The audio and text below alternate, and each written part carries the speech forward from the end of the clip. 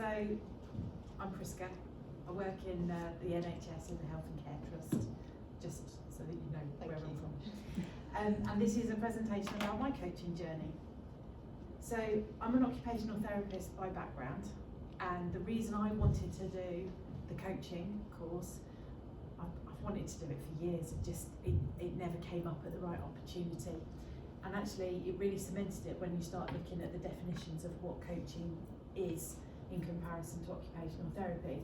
So coaching is a partnership between coach and client. The coach helps the client to achieve their personal best and produce the results they want.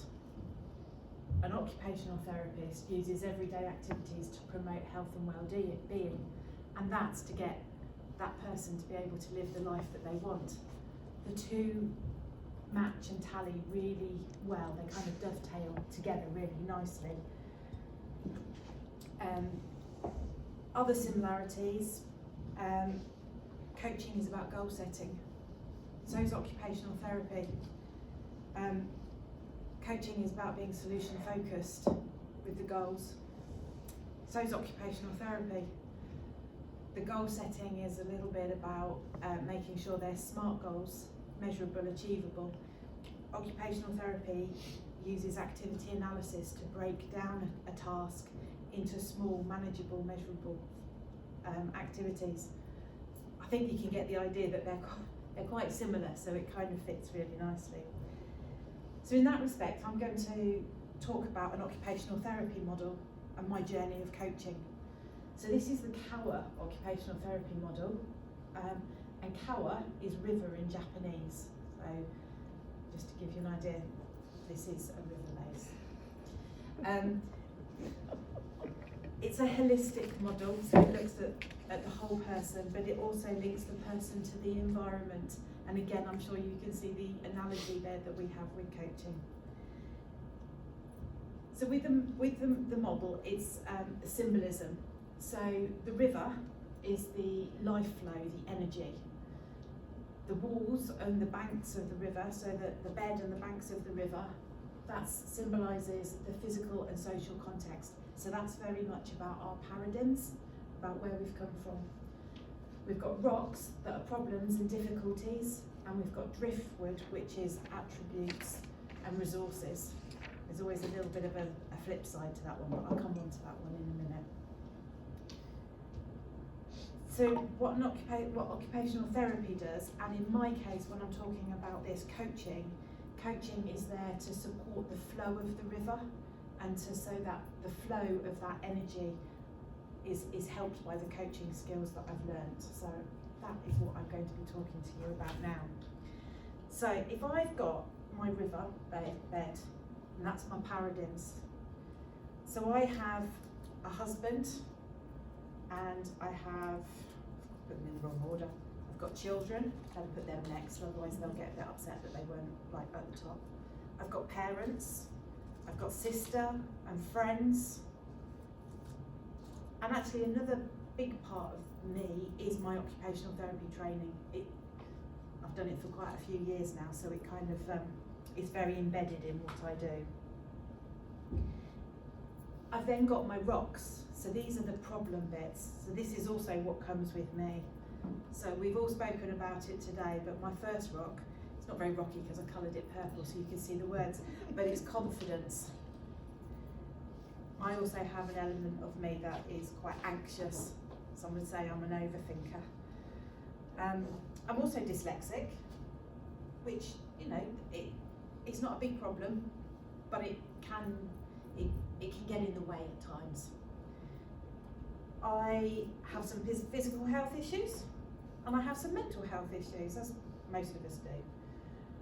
Now rocks, although they're problems, in a river, if you think about a river and the way a river flows, rocks are still movable, aren't they? Even though they're quite big and boulderous at times, because that flow of that river can still make a push to that. When I'm thinking about my driftwood, I'm thinking about my attributes. So I have enthusiasm, which I've been criticised for in the past.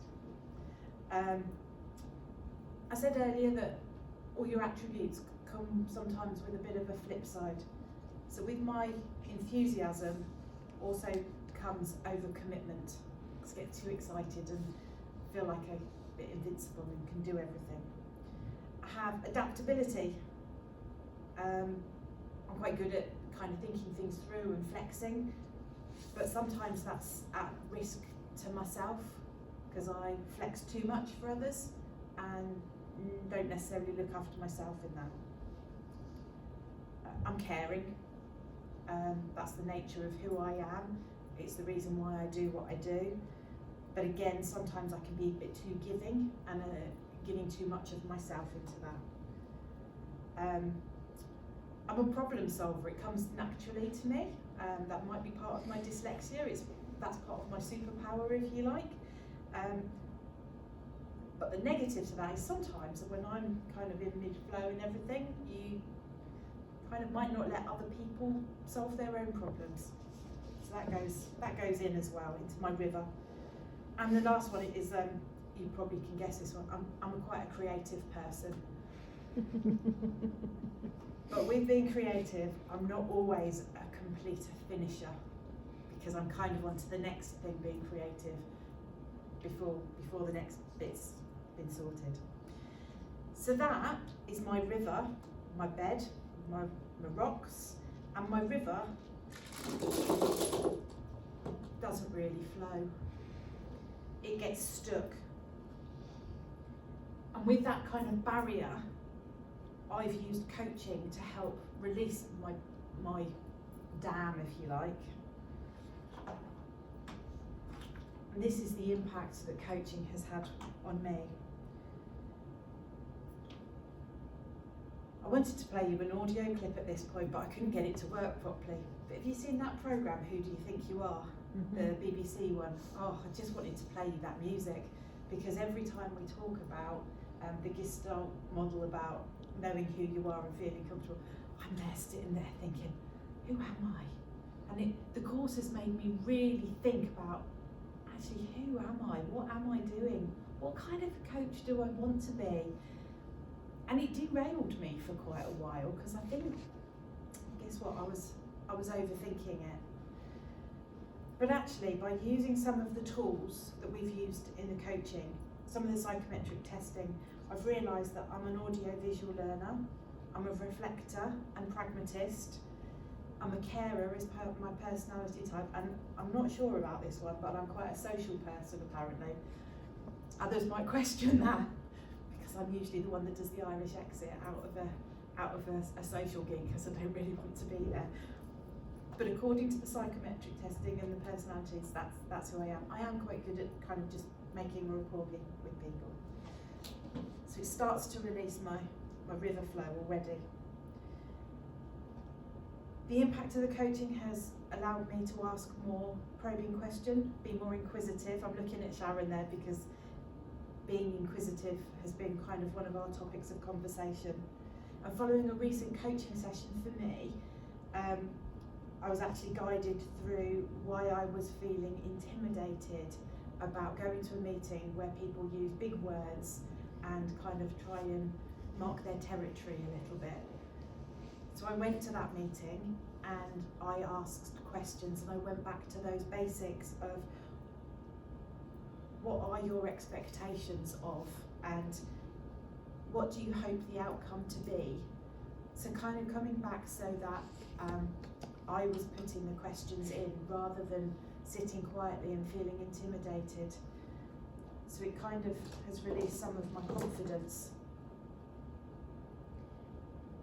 I think one of the other things that's really done for me is empowering others. And by doing that in my own team, I manage a team, it's only a small team, but there's about 10 occupational therapists within that team now. I'm part of, a great deal of those people are quite seniors in the team. And actually I've let go of some of my responsibilities and I've asked them to take on leadership tasks, which I feel has then empowered them about their own leadership journeys going forward. And it's also empowered me to provide them with better coaching around their leadership. So it's formed a new dynamic new dynamic to the way I work, which again just kind of releases some of the pressure in the river, and you start to get a far better flow of your energy of going forward. But if I change this now and think about the return on investment that coaching has given the organisation that I work for, so it's an NHS trust. Let me just take these off and I can start again.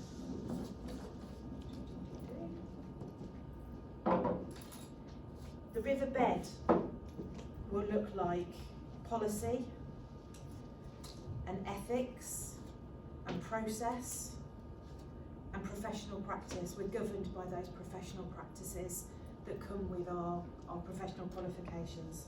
So that could be the nurses, the doctors, the occupational therapists, the physios, a whole gamut of things. But the barriers that we've got in the organisation are around behaviours, historic practice, confidence, culture, and trust. Trust should have been on a bigger rock, actually. And I could really resonate with Lou's presentation about that trust aspect. And again, I've got my driftwood. Where's my driftwood gone?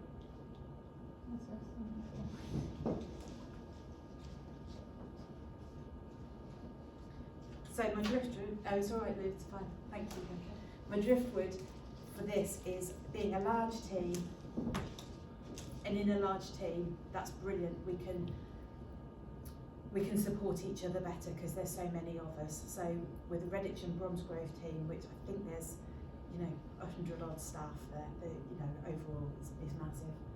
But with that comes a bigger leadership team. Again, that kind of filters out, doesn't it? But it can have the opposite effect, that actually there's more cooks within the mix. We all have a common goal. We're there to help the patients and to use admission avoidance and to facilitate early discharges from the hospitals. And we all have a caring nature. But again, these barriers stop that flow of the river.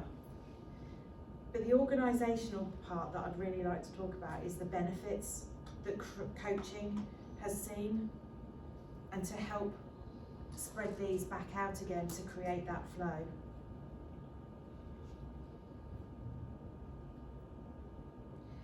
So for me, I've done some team meetings. So I've changed my team meeting. So like I say, I've got 10 people within my little team, and I've tried to channel my inner Nancy Klein, that thinking environment, and actually asking at the very beginning of those meetings, what's been good? What's been good since we last met? So rather than thinking the acute trust's been on like level 4 and we've had to get people out the hospital too quick and it's been a bit risky and we've been too busy, or we can't get hold of X, Y and Z equipment. Actually, what has been good, because in all of those challenges, we're still there, we're still achieving. I've given everybody the opportunity to talk, and I've done that purposefully because I had some very big characters that were very bold at talking. And I've also put a bit of a restraint on interruptions whilst other people are talking, to the point where I do put my hand up to actually kind of quieten the room a little bit. I've also got a number of people within my team, ironically, that are neurodiverse. So I do have 2 ADHDers and 1 autistic gentleman, and that has led me to present things differently. There is a need for me to present information before the meeting happens, so that they are able to kind of process a little bit before the meeting happens, which has been challenging at times because sometimes you want to do things on the hoof. Certainly I do. But actually that preparation has been really positive and it's been great for then everybody to be prepared for those meetings. I've also had relationship difficulties within my small team. So give it a small team and we get conflict. And I'm sure that's the case the world over really, but I've used the psychometrics that we've done, which has also helped identify behaviours within our team quite significantly. So we use the learning styles and the personality testing to support and understand each other's journeys. And I use my Winnie the Pooh characters about understanding why we needed so many differences. There was a real underestimation of a couple of my team members about what character they would perceive themselves to be or what their learning styles were. So it's been really positive to kind of allow a focus on that, to allow those people to kind of come out of their shell a little bit more. Because of that, and because of understanding that some of my team are a bit more reflective and find it hard to speak up within that meeting, I've also developed a system where we have a bit of a kind of a week or 10 days worth of grace after a meeting, where they can come back, ask questions, give additional feedback that will still go on the minutes of the meeting. And again, that's just part of that processing, that they need a little bit longer to process those things, and I've taken that forward. The learning about the Winnie the Pooh characters, and I always say at the end of it, is that to tell a story, you actually need all of the characters, so that you can tell the whole story in that situation. I think I've gone off piece slightly. Please bear with me.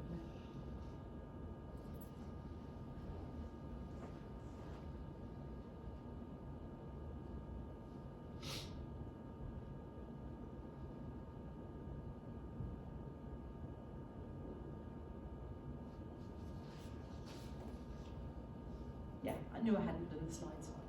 So I've done the creative thinking, I've done learning and personality styles, I've done one-to-one coaching, that's within my own team, and some of those people have come and requested those items. And I've done group coaching, which is a little bit different, and we haven't done that within our sessions. But the group coaching I started in some learning and development groups that we have, some lunch and learn sessions, and I've been using action learning sets.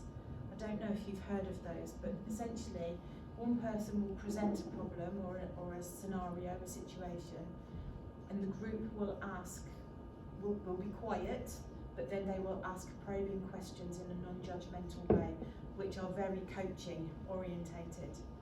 And following that, there may be some solutions found. But again, it's that kind of channeling that Nancy Klein about the non-interrupted scenario as well.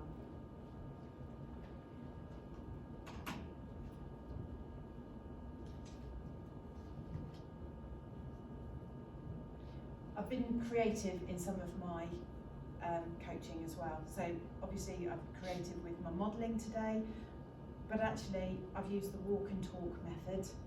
I've used activity, and actually I've recently had somebody use the blob tree in a far more creative way than I've ever seen before. So I asked the question, well, where did you feel at the beginning of that journey? And they were colouring in that little blob man. Where do you feel now? Where do you want to be? She then used the blob tree characters and drew arrows and barriers and pathways and all sorts of things all over this piece of paper to kind of describe where she was at and where she felt. It was really empowering for her, and it kind of made me kind of just think again about that kind of the diversity of equipment that we need when we're coaching.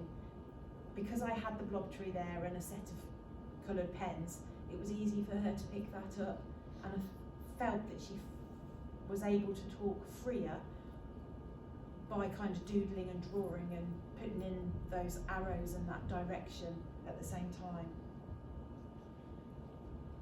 I've also been using the cards, the at your best cards, which has been really helpful for, I had one client, one coachee that was feeling a bit stuck with all sorts of things, so we kind of looked at those kind of probing questions on there.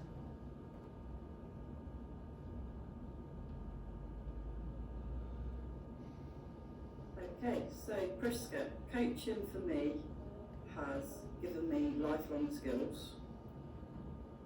You've given me the space to think. You've given me the opportunity to reflect, but to reflect on a deeper level and to really unpick those layers. It's provided me time for me, for my personal development, and it's given me coping mechanisms that I'm going to use for the rest of my career, and I'm eternally grateful.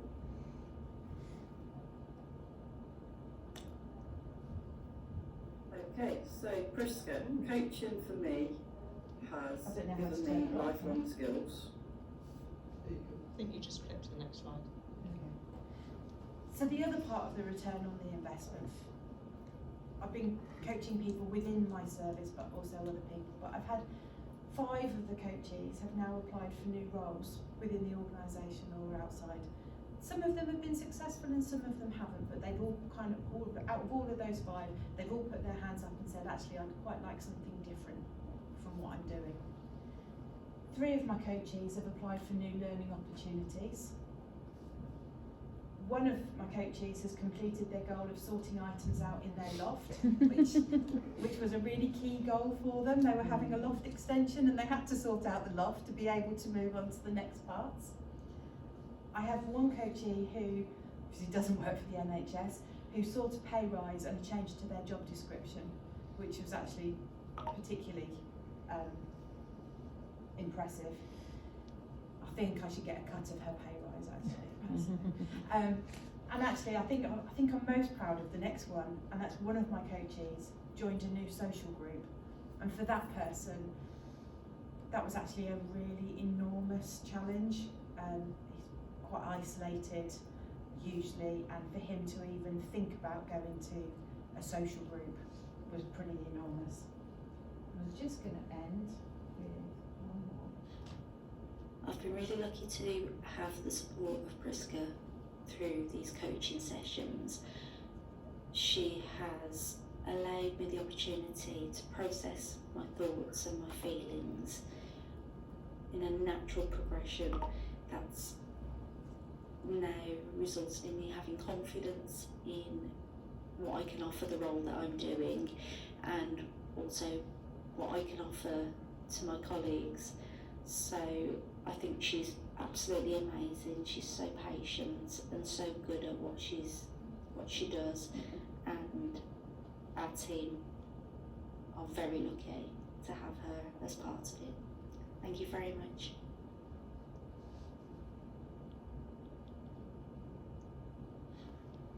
I've been really lucky to go away. I love her, but go away for a moment. Well, she cost you a lot of money. No, that was another one. That one's actually one. Oh, that was the free one. That was a free one. That one has actually got a promotion with it, like a road team. Oh, I'm very proud. beautiful. And that's it from me. Oh, that was beautiful.